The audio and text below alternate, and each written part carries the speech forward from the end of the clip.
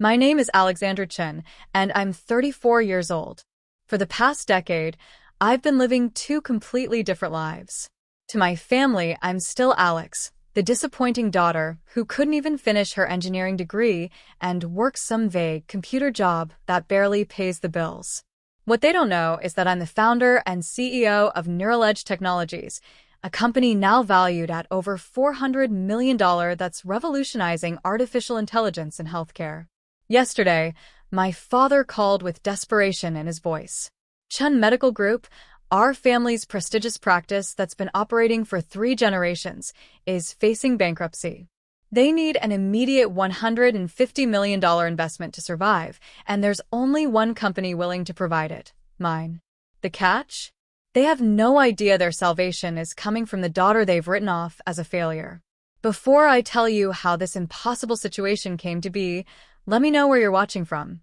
Drop a comment below and hit subscribe if you want more stories about building success in the shadows. Growing up as the youngest child in the Chin family meant living under enormous expectations.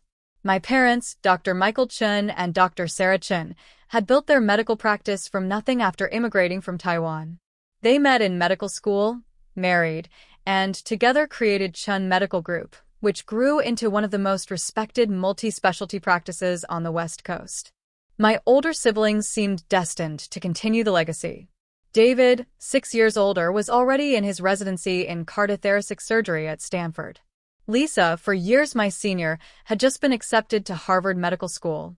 Then there was Marcus, only 2 years older, who was pre-med at UC Berkeley with a perfect GPA. And then there was me, the anomaly. From early childhood, I was different. While my siblings studied anatomy flashcards, I took apart electronics. While they practiced piano for their medical school applications, I taught myself programming languages. My parents initially thought this was just a phase, something I'd outgrow once I matured and understood the importance of following the family path. Medicine is in your blood, Alexandra, my mother would say whenever she found me hunched over a computer instead of studying biology. Your great-grandfather was a doctor in Taiwan. This is what the Chin family does. My father was more direct. Computers are a hobby, not a career. You need something stable, respectable. Patients need doctors, not whatever it is you think you're doing. The pressure intensified throughout high school. While my siblings had clear paths mapped out: pre-med, medical school, residency, specialization, I felt increasingly trapped. I excelled in mathematics and computer science, but these achievements were dismissed as nice extracurriculars that would look good on medical school applications. The breaking point came during my senior year. I had been secretly developing a machine learning algorithm that could analyze medical imaging data and detect early signs of diabetic retinopathy, something I thought would finally bridge my interests with the family's medical focus. I spent months perfecting it, even collaborating with a local ophthalmologist who was impressed by the preliminary results. I decided to present my work at our annual family dinner celebrating Chinese New Year. All the extended family would be there: aunts, uncles, cousins, the perfect audience to finally prove that technology could be just as valuable as traditional medicine. I still remember the red folder containing my presentation, the way my hands shook as I stood up after dinner. I've been working on something that could revolutionize how we detect diabetic eye disease, I began confidently. The initial polite attention quickly faded as I explained the technical details. My Uncle James, a gastroenterologist, was the first to speak. This is very creative, Alex, but you're missing the human element of medicine. Patients need doctors, not computers. My Aunt Linda nodded in agreement. Besides, dear, these technology things are so unreliable. What happens when the computer breaks? But it was my own father's response that devastated me. Alexandra, this is exactly the kind of distraction that's keeping you from focusing on your pre-med requirements. Your MCAT scores need work, and you're wasting time on fantasy projects. The room fell silent. Then my grandmother, my father's mother, spoke up in Mandarin, her words cutting through the air. The girl has no discipline. In my day, children respected their parents' wisdom. The family meeting dissolved into side conversations, my presentation forgotten. I gathered my papers and left the room, hearing fragments of whispered discussions about my phase and how my parents needed to be firmer with my direction. That night, I made a decision that would shape the next decade of my life. If my family couldn't see the value in what I was building, I would build it anyway, without them. I would prove that my vision had merit, but I would do it completely under their radar. College became my battleground for independence. I enrolled at UC San Diego for computer science, telling my parents it was a stepping stone to medical school, biomedical engineering. I called it vaguely. They reluctantly agreed, assuming I would eventually see reason and transfer to a pre-med program. What they didn't know was that I had found my calling. My freshman year artificial intelligence professor, Dr. Elena Rodriguez, recognized something in me that my family had missed. "You have an intuitive understanding of machine learning that's rare," she told me after I had solved a problem that had stumped most graduate students. "Have you considered research?" Under her mentorship, I dove deeper into AI applications in healthcare. I worked in her lab, published papers, and began to envision how technology could revolutionize medical diagnosis and treatment. But I kept this passion hidden from my family, describing my coursework in terms they could relate to, studying human biology through computational models.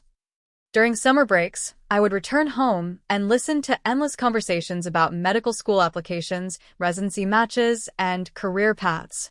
My siblings would share their achievements: David's groundbreaking surgical techniques, Lisa's research publications, Marcus's clinical rotations.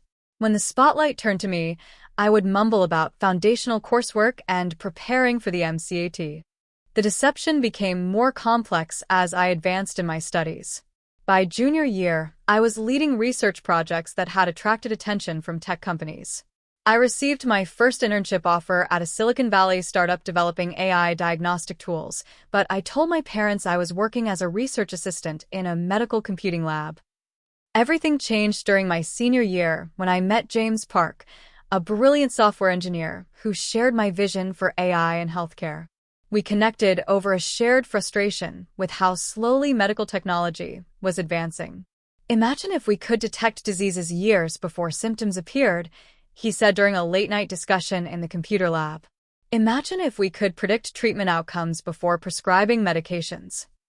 "I've been imagining exactly that," I replied, showing him the diabetic retinopathy detection algorithm I had continued developing since high school. James was stunned. The sophistication of my work, done largely as a solo project, impressed him more than anything he'd seen from established research teams. "Alex, this isn't just good. This is revolutionary. We should start a company." The idea terrified and thrilled me in equal measure. Starting a company meant abandoning any pretense of following my family's expectations. But it also meant the opportunity to build something meaningful, something that could genuinely help people.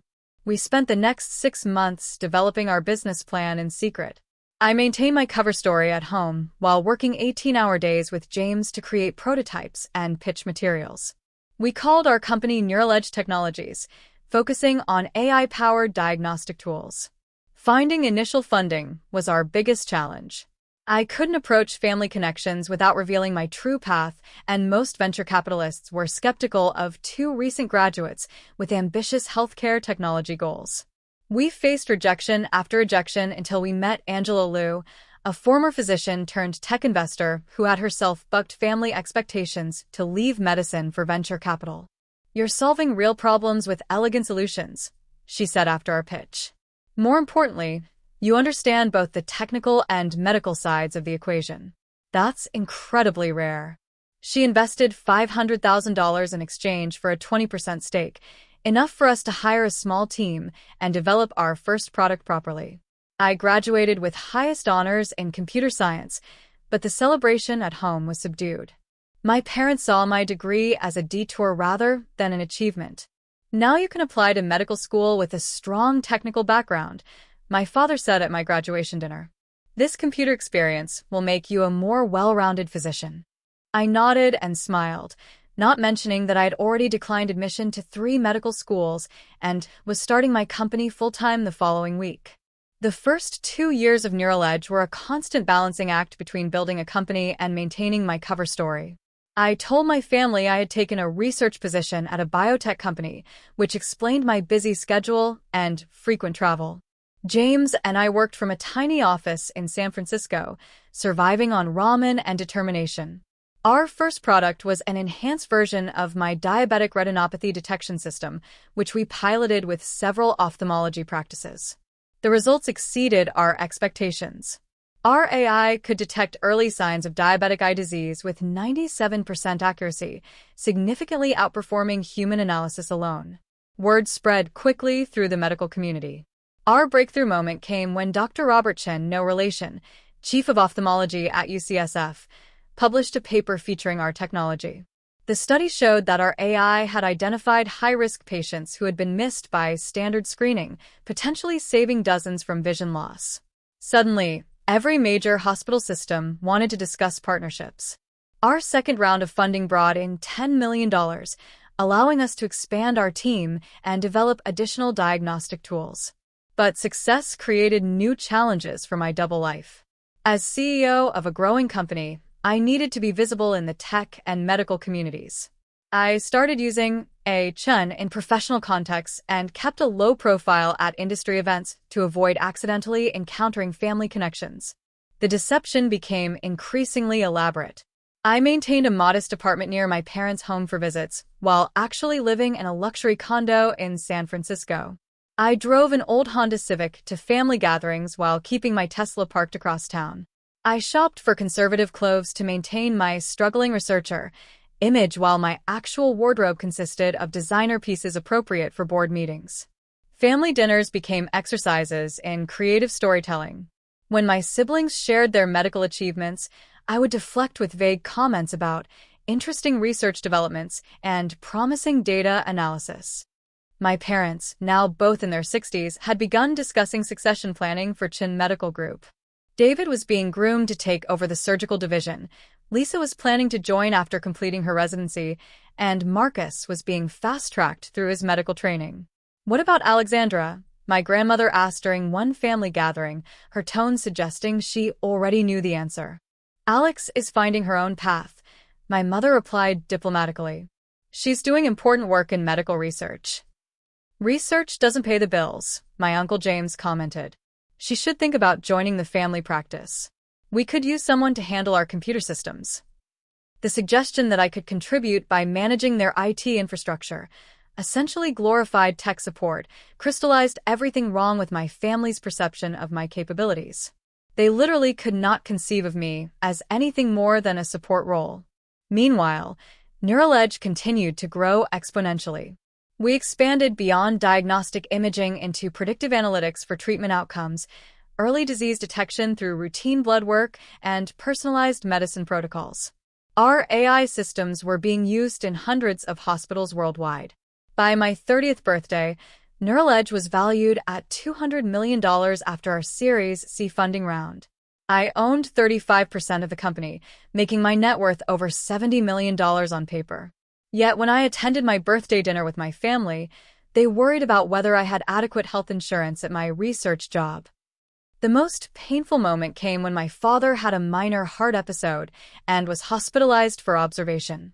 As the family gathered in the waiting room, the conversation naturally turned to medical expertise. "Thank God David is here," my mother said as my brother consulted with a cardiologist. "It's so reassuring to have real medical knowledge in the family." I sat quietly, not mentioning that Neural Edge had recently developed an AI system that could predict cardiac events weeks before they occurred, technology that might have prevented my father's hospitalization entirely. The irony wasn't lost on me. My family's medical practice was struggling to implement basic electronic health records while I was building systems that were revolutionizing healthcare delivery worldwide. Their resistance to technological advancement was part of why Chin Medical Group was beginning to fall behind more innovative competitors. Dr. Sarah Kim, a family friend and physician, approached me at my father's bedside. "Alex, you work in medical research, right? I keep hearing about these amazing AI diagnostic tools. Do you know anything about a company called Neural Edge Technologies? Their technology is supposed to be incredible." "I've heard of them," I replied carefully, my heart racing. "They seem to be doing innovative work." "I wish we could afford their systems at our practice," she continued. but the licensing fees are beyond what smaller clinics can manage. I made a mental note to review our pricing structure for independent practices, but I couldn't share that insight without revealing my identity. The most challenging aspect of my double life wasn't the logistics, it was the emotional isolation.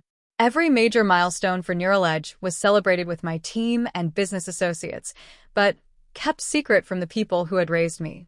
When we won our first major industry award, when we published groundbreaking research in leading medical journals, when we formed partnerships with prestigious institutions, none of these achievements could be shared with my family. I began seeing a therapist, Dr. Patricia Williams, to help process the psychological toll of living two separate lives. "What are you hoping to achieve by maintaining this deception?" she asked during one of our sessions. "I want to prove that I was right," I admitted. "I want them to see that my path had value, that their dismissal was wrong." "And then what?" she probed. "What happens after you've proven your point?" I couldn't answer that question. Revenge had been my initial motivation, but as Neural Edge grew into something genuinely meaningful, technology that was saving lives and advancing medical science, my goals had evolved. The confrontation I had both dreaded and anticipated came sooner than expected, triggered by circumstances beyond my control. I was in my office reviewing our expansion into European markets when my assistant buzzed me with an urgent call. "Alex, it's David." My brother's voice was strained. "Can you come home immediately? We have a family emergency." The flight to San Diego gave me time to prepare for various scenarios, but nothing could have prepared me for what I found. Chun Medical Group, the family practice that had been my parents' life work, was facing complete financial collapse. A combination of factors had created a perfect storm: decreased insurance reimbursements, expensive malpractice settlements, failed investments in outdated technology, and competition from larger healthcare systems had drained their resources. "We've been bleeding money for 2 years," David explained as the family gathered in my parents' living room. "Dad kept thinking we could turn it around, but the debt has become unmanageable."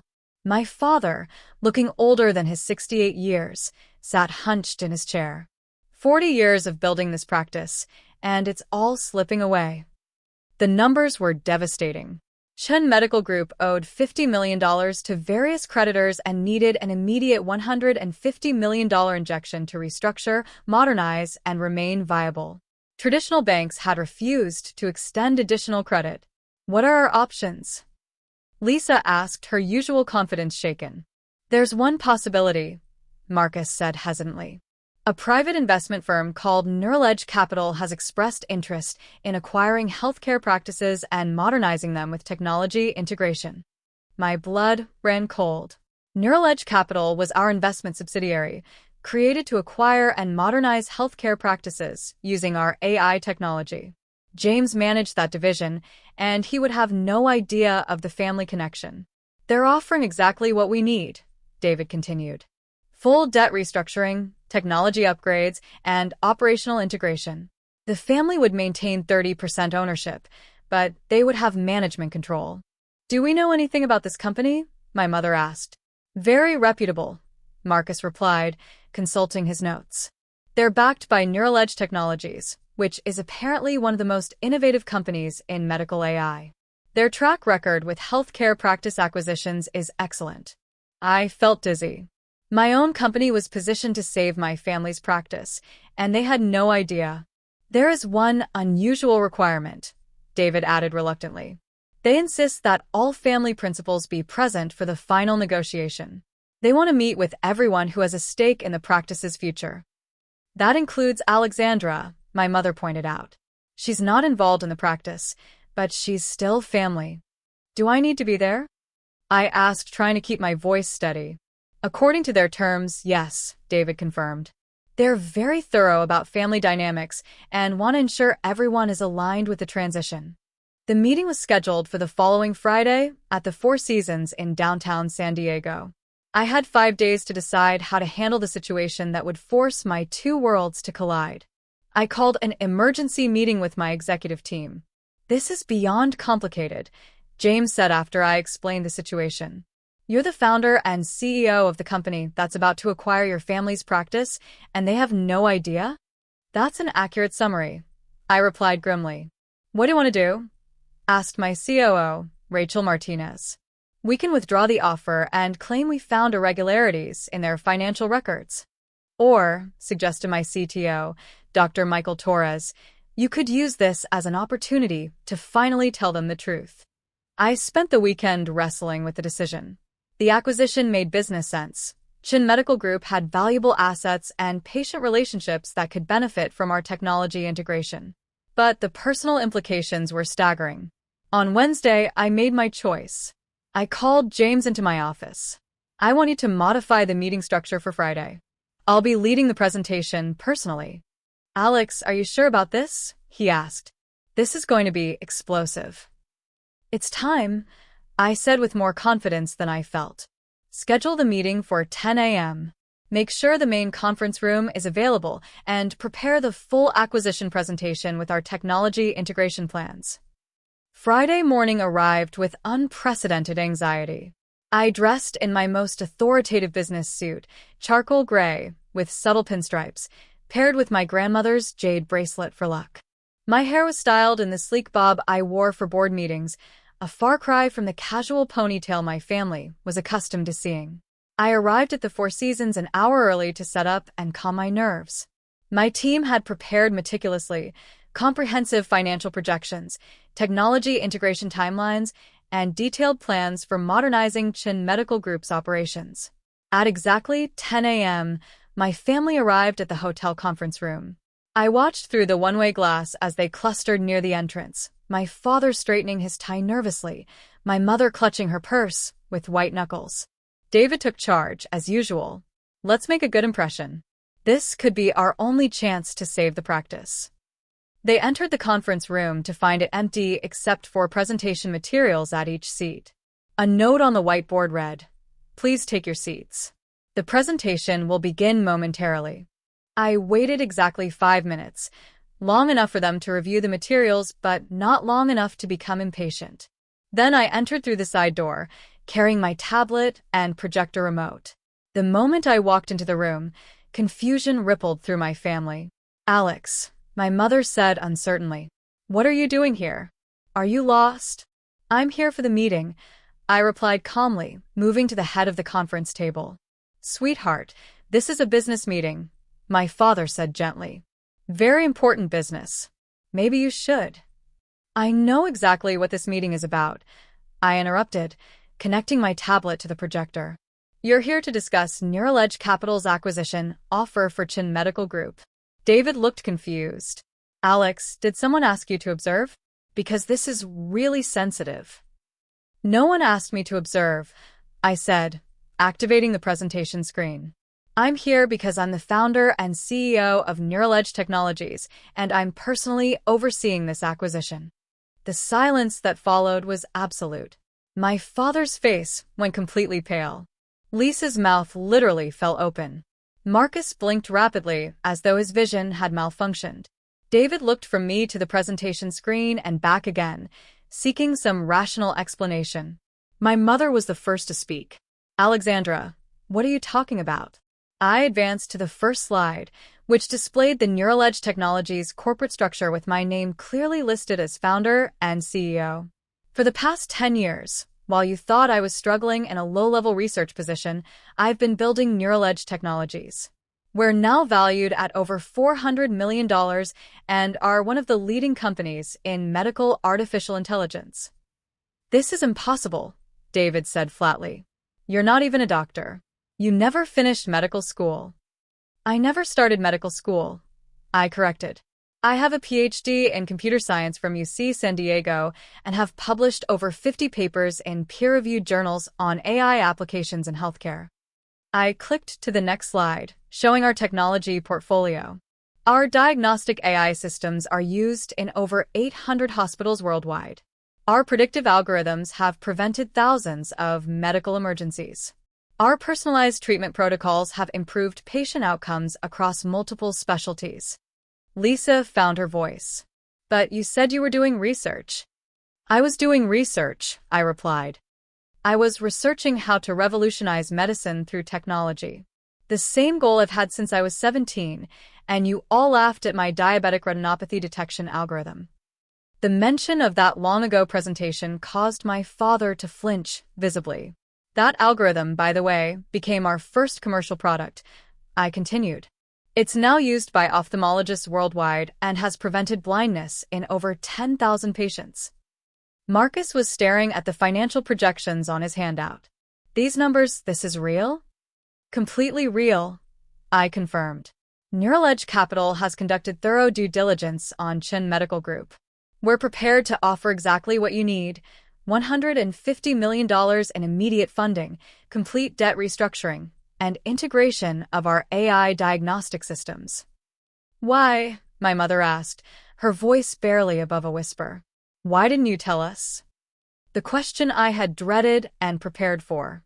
I clicked to a slide that showed a timeline of Neural Edge's growth alongside key family events. Every dinner where my work was dismissed, every gathering where I was excluded from business discussions, every comment about finding a real career. Because you made it clear that you didn't believe technology had value in medicine, I said, keeping my voice steady. Because when I tried to contribute ideas, I was told to focus on suitable pursuits.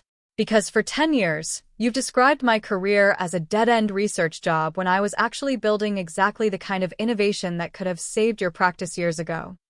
The room fell silent except for the hum of the air conditioning. David leaned back in his chair, running his hands through his hair.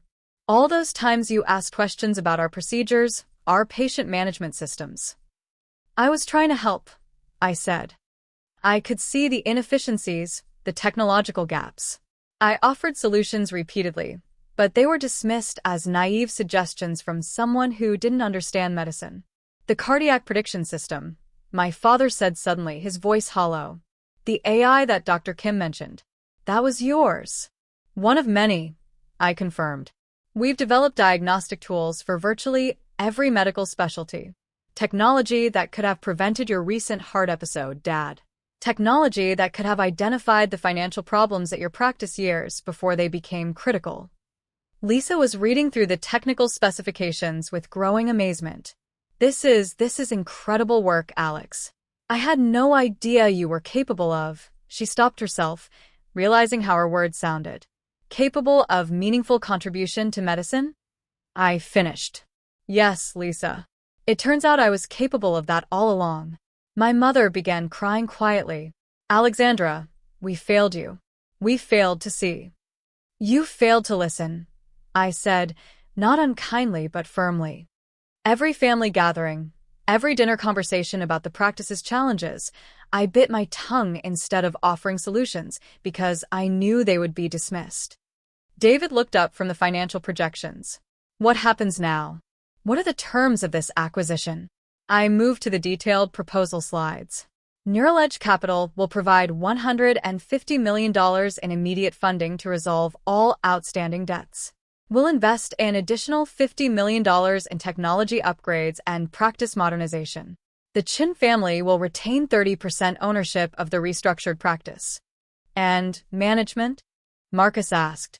The practice will be integrated into our healthcare network under professional management, I replied.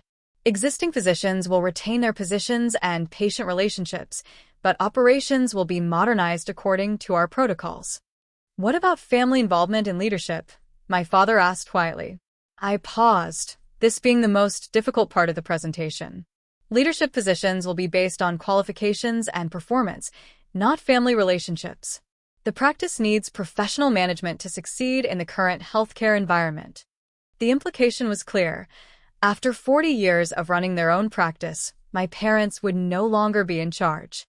This is what we need, David said after a long moment, his training in making difficult medical decisions evident. We can't save the practice on our own, and this is a better option than complete closure. But Alex, my mother said through her tears, you're taking over everything your father built. I'm saving everything he built, I corrected. Chin Medical Group will continue serving patients and carrying the family name. But it will do so with the technology and resources needed to thrive in modern healthcare. Why maintain the deception for so long? My father asked, the question that had been building throughout the presentation. Why not reveal your success earlier? I clicked to my final slide, which showed a simple quote.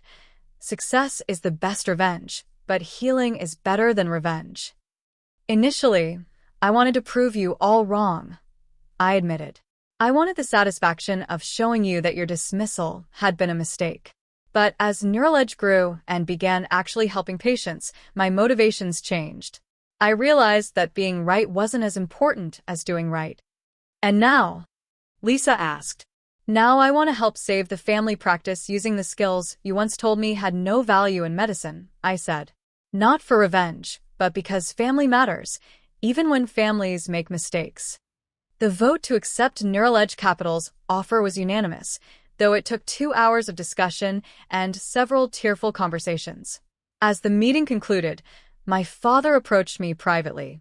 Alexandra, I owe you an apology that's 10 years overdue. We all have things to apologize for, I replied. But I'd rather focus on moving forward. Can you forgive a stubborn old man who is too proud to see his daughter's brilliance? I hugged him for the first time in years. I already have, Dad. 6 months later, I stood in the renovated lobby of Chin Medical Group, now officially part of the Neural Edge Healthcare Network. The integration had proceeded smoothly, with our AI diagnostic systems improving patient outcomes while reducing costs. My father had adapted to his new role as senior consulting physician, focusing on patient care while leaving operations to professional managers. David had become our West Coast surgical director, enthusiastically embracing the technological enhancements to his procedures. Lisa had joined our research division, applying her medical training to develop new AI applications. Marcus had surprised everyone by showing exceptional talent for telemedicine and digital patient engagement. My mother had perhaps undergone the greatest transformation. After the initial shock wore off, she had become one of our most effective advocates for technology adoption among older physicians. She now traveled nationwide, speaking at medical conferences about embracing innovation in healthcare. The most significant change was in our family dynamics. For the first time in my adult life, I could be completely honest about my work and ambitions. Family dinners now included genuine discussions about medical technology, AI ethics, and the future of healthcare delivery. I still can't believe we missed it for so long, Lisa said during our most recent family gathering. Looking back, there were so many signs. You saw what you expected to see, I replied. It's human nature. No, my father interjected. We saw what we wanted to see. There's a difference, and it's not a flattering one. Dr. Sarah Kim, the family friend who had unknowingly praised my work to my face, had become one of our first independent practice partners. I keep telling other physicians about your daughter, she told my parents at a medical conference. She's revolutionizing everything we thought we knew about medical technology. She gets that from her mother, my father replied with a smile, the first time I'd ever heard him acknowledge my mother's abandoned career in research. The success of Chin Medical Group's transformation had attracted attention from healthcare industry publications. Modern Healthcare featured our integration as a case study in successful practice modernization, though I continued to maintain a relatively low public profile. My personal life had also evolved significantly. Without the stress of maintaining dual identities, I had been able to pursue relationships more openly. I was now dating Dr. Kevin Park, a radiologist who worked with our imaging AI systems and understood both the technical and medical aspects of my work.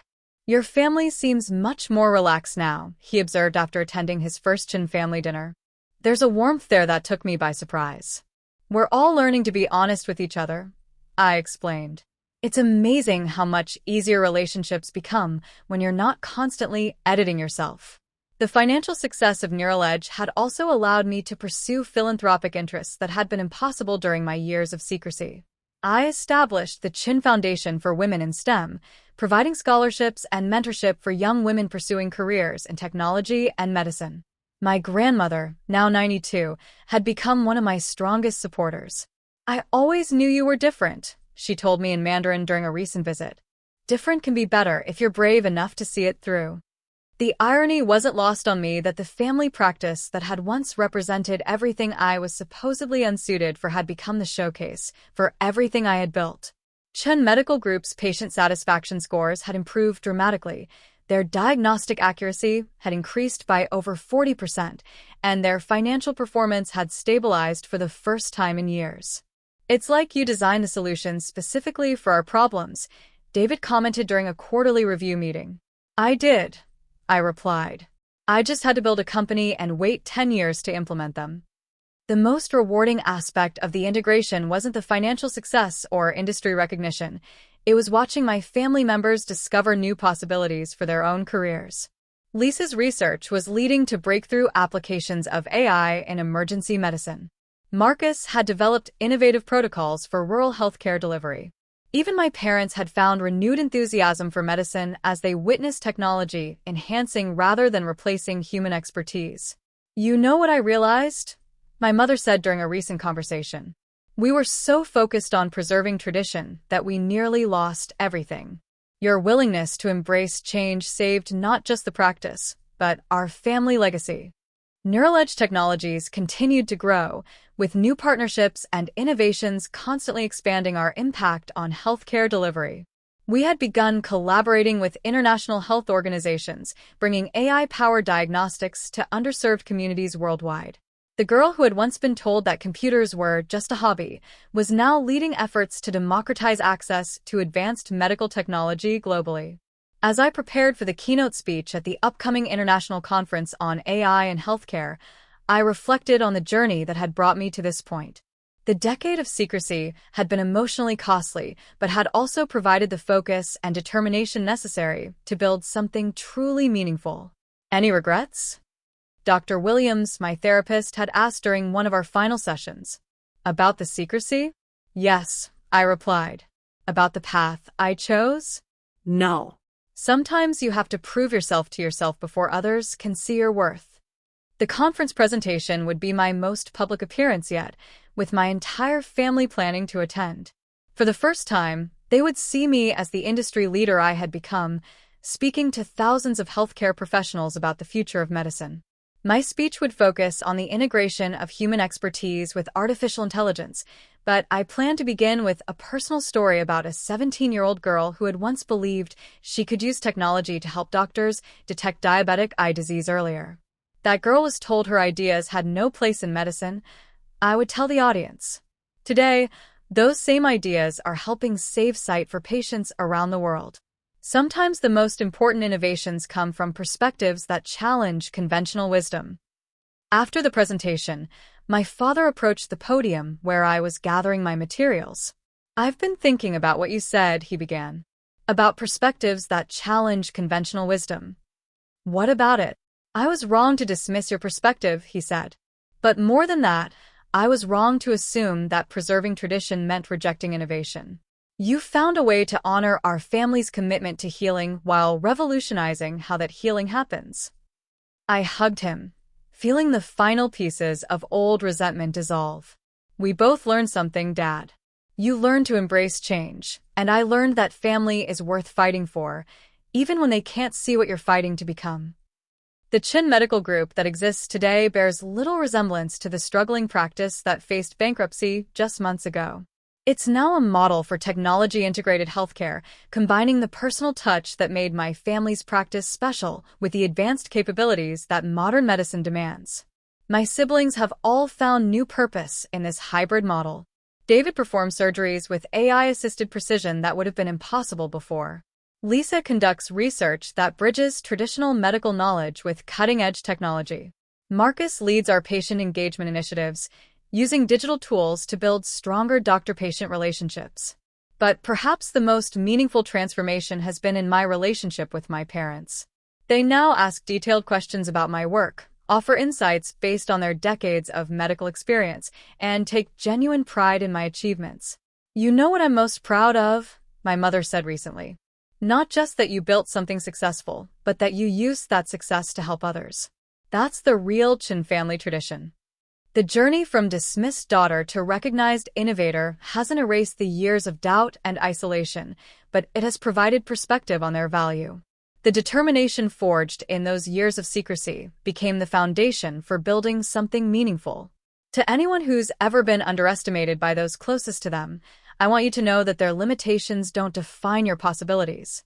Build your dreams anyway. Success is the best response to doubt, but remember that true success isn't about proving others wrong. It's about proving yourself right. Your worth isn't determined by others' recognition, but recognition does feel pretty good when it finally comes. Have you ever had to hide your ambitions to protect them? How did you handle the isolation that comes with pursuing a path others don't understand? I'd love to hear your stories in the comments below. Don't forget to like this video if my journey resonated with you. Subscribe for more real-life stories of perseverance and share. Don't forget to like this video if my journey resonated with you. Subscribe for more real-life stories of perseverance and share your own experiences in the comments. But before I sign off, let me tell you about what happened next, because the real story didn't end with that conference presentation. 3 months after going public with my identity, I received a call that changed everything again. It was Dr. James Chen, the physician from Taiwan I'd never met, my great-grandfather's nephew, now in his 80s.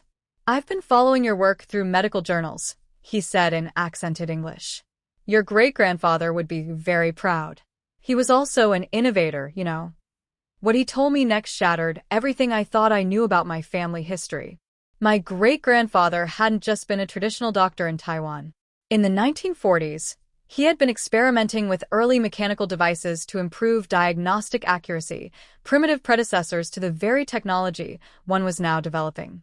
His work had been lost during the political upheaval of that era, but Dr. James had preserved some of his journals and sketches. "Innovation runs in the Chen bloodline," he said. "Your parents forgot this part of our history, but you rediscovered it on your own." When I shared this revelation with my family, my grandmother broke down crying. "I remember now," she whispered. "My father-in-law was always tinkering with medical instruments. I thought it was just old man's hobby." Suddenly, my years of feeling like an outsider transformed into a deeper understanding of family legacy. I hadn't been rebelling against Chen tradition. I had been continuing it. Last month, I stood in the same conference room where I had first presented my diabetic retinopathy algorithm to my family 15 years ago. But this time, the room was filled with medical students from UC San Diego, and my entire family was there as guest speakers. "My daughter is going to tell you about the importance of persistence," my father announced, his voice filled with genuine pride. "But first, let me tell you about the importance of listening." He shared our story from his perspective, how fear of change had nearly cost him everything, and how his daughter's courage had saved not just the family business, but taught him that innovation and tradition could coexist. David spoke about integrating AI into surgical procedures. Lisa discussed her research breakthroughs. Marcus demonstrated our telemedicine platforms.